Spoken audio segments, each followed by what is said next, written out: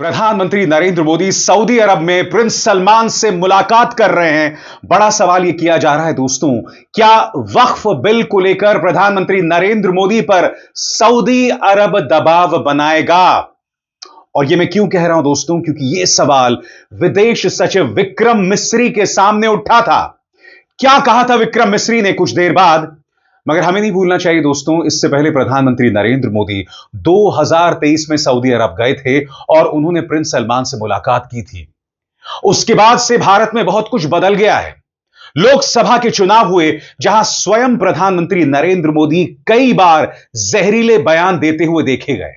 मुसलमानों के खिलाफ खुलकर बयान दिया। उसके बाद एक एक करके उनके मुख्यमंत्री लगातार मुसलमानों पर बयान दे रहे थे और अब वक्फ बिल वजूद में आ रहा है। ऐसे में उनकी सऊदी अरब यात्रा बहुत अहम हो जाती है और यही सवाल विदेश सचिव विक्रम मिस्री से पूछा गया। विक्रम मिस्री से क्या पूछा गया दोस्तों, आपके स्क्रीन पर। प्रधानमंत्री नरेंद्र मोदी की सऊदी अरब दौरे को लेकर भारत के विदेश सचिव विक्रम मिस्री ने 19 अप्रैल को प्रेस कॉन्फ्रेंस की थी। इसी प्रेस कॉन्फ्रेंस में ब्लूमबर्ग ने मिस्री से सवाल पूछा था, क्या आप इस बात की उम्मीद करते हैं कि प्रधानमंत्री मोदी और सऊदी क्राउन प्रिंस के बीच भारत में वक्फ बोर्ड के विवाद और कानून में बदलाव पर भी चर्चा होगी? इसके जवाब में विक्रम मिस्री ने कहा, मैंने यह नहीं देखा है कि सऊदी अरब की तरफ से आधिकारिक रूप या किसी भी सरकारी विभाग ने इस मुद्दे को उठाया है। मैं इस बात को लेकर बहुत आश्वस्त नहीं हूं कि यह मुद्दा दोनों की बातचीत में क्यों आएगा। दोस्तों, यह हकीकत है कि अब तक सऊदी अरब ने इस बारे में कुछ आधिकारिक तौर पर नहीं कहा है और बीबीसी इसके बारे में क्या कह रहा है आपके स्क्रीन पर। सऊदी अरब ने भारत में वक्फ संशोधन कानून पर जारी विवाद को लेकर सार्वजनिक रूप से अब तक कुछ नहीं कहा है। सऊदी अरब ऐसे भी किसी के आंतरिक मसलों पर टिप्पणी करने से परहेज करता है। सऊदी अरब के दबदबे वाला इस्लामिक देशों के संगठन ऑर्गेनाइजेशन ऑफ इस्लामिक कोऑपरेशन यानी IOC भारत के मुसलमानों को लेकर आवाज उठाता रहा है, लेकिन वक्फ को लेकर अभी तक कुछ नहीं कहा है। मगर आपको इस चेहरे पर गौर करना पड़ेगा दोस्तों, भारतीय जनता पार्टी की पूर्व प्रवक्ता नुपुर शर्मा। याद कीजिएगा, यह वो नुपुर शर्मा है जिन्होंने पैगंबर मोहम्मद साहब के बारे में आपत्तिजनक बयान दिया था। नतीजा, मध्य पूर्व में इसको लेकर जबरदस्त बवाल हुआ था। मध्य पूर्व जिसमें सऊदी अरब में भी इस बात को लेकर मांग उठने लगी थी कि अडानी, अंबानी और रामदेव को बॉयकॉट किया जाए। भारत सरकार बुरी तरह से बौखला गई और तुरंत पैसे के चलते नुपुर शर्मा को पार्टी से बाहर का रास्ता दिखा दिया। यह ताकत है मध्यपूर्व देशों की भारत की अंदरूनी राजनीति पर। इसीलिए पत्रकारों ने विक्रम मिस्री से वक्फ को लेकर सवाल पूछा है। दोस्तों, सबसे बड़ी बात, सऊदी अरब हो, कतर हो, यूनाइटेड अरब एमिरेट्स हो, ये तमाम देश लोकतंत्र नहीं है। यहां की कोई भी जनता सड़क पर उतरकर नहीं आएगी अगर प्रधानमंत्री नरेंद्र मोदी इन देशों की यात्रा पर जाते हैं। तो जाहिर सी बात है, जब इन देशों में लोकतंत्र ही नहीं है तो आवाज उठने का तो सवाल ही नहीं पैदा होता। और सबसे बड़ी बात, इनके जो शासक हैं ये तानाशाह हैं। ये लोग अपना फायदा निकलवाना चाहते हैं और इससे पहले भी सऊदी राजकुमार सलमान ने प्रधानमंत्री नरेंद्र मोदी से अपने निजी हितों के लिए फायदा निकलवाया है। ऐसी ढेरों मिसालें हैं। इसीलिए प्रधानमंत्री नरेंद्र मोदी की जरूरत है सऊदी प्रिंस सलमान को और प्रधानमंत्री नरेंद्र मोदी को भी सऊदी प्रिंस सलमान की जरूरत है। तो स्पष्ट हो जाता है दोस्तों कि कम से कम वक्फ के मुद्दे पर कोई दबाव नहीं बनाया जाएगा। मगर जैसे मैंने बताया दोस्तों, 2023 इससे पहले इन दोनों के बीच में जब मुलाकात हुई थी, उसके बाद से भारत में बहुत कुछ बदल गया है। भाजपा के नफरती और जहरीले तेवर लगातार बढ़ रहे हैं। मैं आपको याद दिलाना चाहूंगा कि हमारे एक एक मुख्यमंत्री जो हैं वो जहर उगलते हैं। सबसे पहले याद कीजिएगा, झारखंड में चुनाव हो रहे थे और हेमंत बिस्व शर्मा क्या कह रहे थे आपकी स्क्रीन पर, हम हारेगा ना तो ये पीतांबर, नीलांबर, सिद्धू, कान्हू, बिरसा मुंडा की भूमि को अरफान, इरफान, अंसारी, आलमगीर आलम लूट लेगा। गौर फरमाइए, एक चुने हुए मुख्यमंत्री क्या जहर उगल रहे हैं मुसलमानों के खिलाफ। हम हारेगा ना, ये पीताम्बर नीलांबर सिद्धू कानू भगवान बिरसा मुंडा का भूमि इरफान अंसारी आलमगीर आलम लूट लेगा ये लोग। हमारा बेटियों को लूटा, हमारा जमीन को लूटा, हमारा सरकार को लूटा, हमारा अहंकार को लूटा। हमें आवाज उठाना है, हमें एक होना है। और बात यहां नहीं रुकती। भारत के अंदर आज की तारीख में मुसलमान होना गुनाह है, चाहे आप देश के मुख्य चुनाव आयुक्त ही क्यों ना रहे हों। SY कुरैशी, इन्होंने वक्फ पर अपनी राय दी। और यह जहरीला सांसद निशिकांत दुबे क्या कहता है आपके स्क्रीन पर। आप चुनाव आयुक्त नहीं, मुस्लिम आयुक्त थे। झारखंड के संथाल परगना में बांग्लादेशी घुसपैठियों को वोटर सबसे ज्यादा आपके कार्यकाल में बनाया गया था। पैगंबर मोहम्मद साहब का इस्लाम भारत में 712 में आया। उसके पहले तो यह जमीन हिंदुओं की या उस आस्था से जुड़े आदिवासी, जैन या बौद्ध धर्मावलंबियों की थी। मेरा गांव विक्रमशिला को बख्तियार खिलजी ने 1179 में जलाया। विक्रमशिला विश्वविद्यालय ने दुनिया को पहला कुलपति दिया अतिश दीपांकर के तौर पर। यानी कि यह आदमी अब भी भारत को इतिहास में दफन करना चाहता है, मगर मकसद है मुसलमानों पर प्रहार किया जाए, चाहे वो कोई भी हो।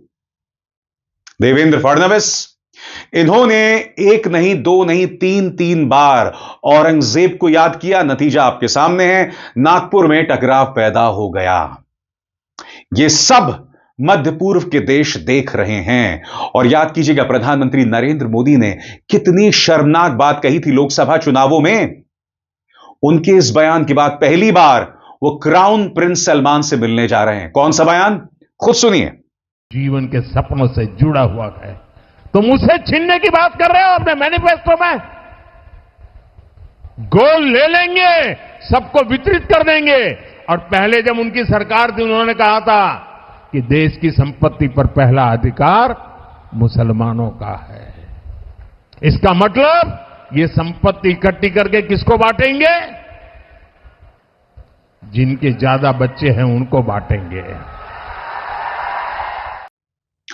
और मुख्यमंत्री आदित्यनाथ, पीटीआई को हाल ही में दिए गए इंटरव्यू में उन्होंने बताया था कि चुनाव 80% बनाम 20% है। मुसलमानों को ताना मारने का कोई मौका नहीं छोड़ते हैं। और आगे बढ़ने से पहले एक जरूरी संदेश। मेरे कार्यक्रमों के लिए आप नोटिफिकेशन का इंतजार मत कीजिए। मेरे चैनल में जाइए और खुद जाकर कार्यक्रम देखिए और रहिए अपडेटेड। और हां, ज्वाइन कीजिए मेरा चैनल। देखिए यह जरूरी संदेश। स्वतंत्र और आजाद पत्रकारिता का समर्थन कीजिए, सच में मेरा साथी बनिए। बहुत आसान है दोस्तों, इस ज्वाइन बटन को दबाइए और आपके सामने आएंगे ये 3 विकल्प। इनमें से एक चुनिए और सच के इस सफर में मेरा साथी बनिए। तो यही मैं समझना चाहता हूं। वो भारतीय जनता पार्टी जब धंधे को नुकसान होता है तो अपनी पार्टी की प्रवक्ता को पद से हटा देती है। क्यों? क्योंकि रामदेव को नुकसान हो सकता था, अंबानी को नुकसान हो सकता था, अडानी को नुकसान हो सकता था, इसलिए नुपुर शर्मा को बाहर कर दिया। अब जबकि स्वयं प्रधानमंत्री जहरीले बयान दे रहे हैं, तो क्या क्राउन प्रिंस सलमान इस मुद्दे को उठाएंगे? यह सवाल उठना लाजमी है दोस्तों। और वो रामदेव जिनका धंधा मध्य पूर्व में चलता है, सऊदी अरब में जिनके प्रोडक्ट्स बेचे जाते हैं, याद कीजिएगा, अपना धंधा बेचने के लिए इन्होंने हमदर्द के रूह अफजा पर आतंकवाद, जिहाद, शरबत जिहाद का आरोप लगा दिया था। तो पिछले 2 सालों में दोस्तों यह लगातार तेजी से बढ़ा है। सवाल यही किया जा रहा है कि जब सऊदी प्रिंस सलमान प्रधानमंत्री से मिलेंगे तो क्या यह मुद्दे उठाए जाएंगे? मैं एक बात स्पष्ट कर दूं दोस्तों, बेशक सऊदी अरब, कतर या फिर यूनाइटेड अरब एमिरेट्स में लोकतंत्र नहीं है, मगर वहां ईज ऑफ लिविंग यानी कि जीने का स्तर भारत से कहीं बेहतर है। मैं कतर गया हूं दोस्तों, और वहां पर जो शिक्षा का स्तर है, वहां पर जो मेडिसिन या हॉस्पिटल्स का स्तर है, वो वर्ल्ड क्लास है। वहां पर शिक्षा, उपचार यानी डॉक्टर्स का जो स्तर है ना, वो ब्रिटेन और अमेरिका के मुकाबले का है। कहने को वहां लोकतंत्र नहीं है, मगर वहां पर इंसानी जान की कीमत है। मैं कम से कम कतर के बारे में यह पूरे विश्वास के साथ कह सकता हूं। वो समाज यकीनन सेक्युलर नहीं है, मगर अगर आप हिंदू हैं तो आप पर कोई अत्याचार वहां नहीं करने वाला है। आप अपने निजी क्षेत्र में, अपने घर में पूजा पाठ करें, उसमें आपको कोई नहीं रोकने वाला है। आप सड़कों पर आराम से विचरण करें, आपके हिंदू होने की वजह से आप पर कोई निशाना नहीं साधने वाला है।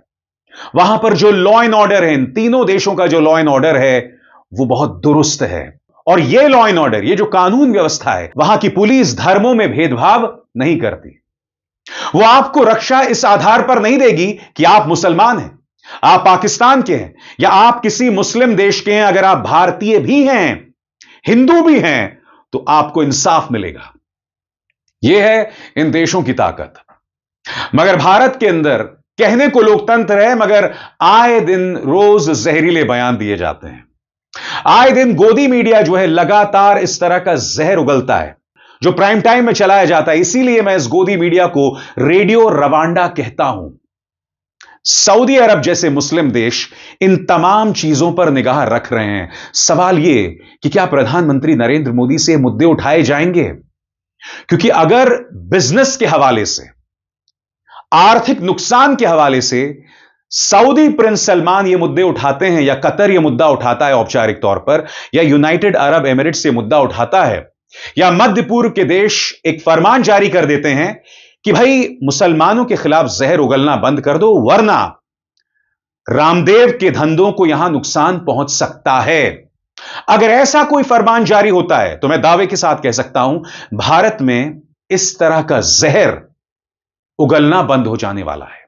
तब प्रधानमंत्री नरेंद्र मोदी खुद नसीहत देने वाले हैं अपने मुख्यमंत्रियों, नेताओं, सांसद, विधायकों को। यह बात मैं पूरे दावे के साथ कह सकता हूं।